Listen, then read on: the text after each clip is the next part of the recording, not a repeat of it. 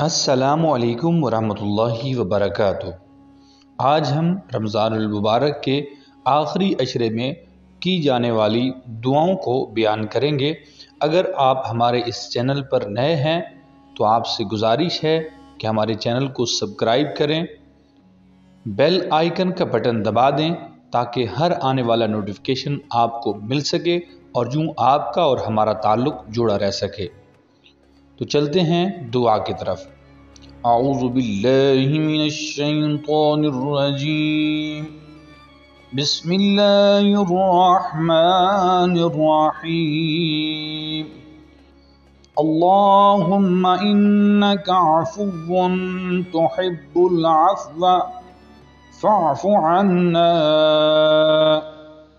یہ ایک دعا ہے جس کا معنی ہے اے اللہ، بے شک تو معاف کرنے والا ہے، معاف کرنے کو پسند کرتا ہے، پس ہمیں معاف فرما۔ اور ایک اور دعا بھی احادیث طیبہ میں مذکور ہے جو اس عشرہ میں پڑھی جاتی ہے، وہ یہ ہے اللہم اجرنی من النار۔ ترجمہ: اے اللہ، ہمیں جہنم کی آگ سے بچا۔ اگر ویڈیو اچھی لگی تو لائک کریں۔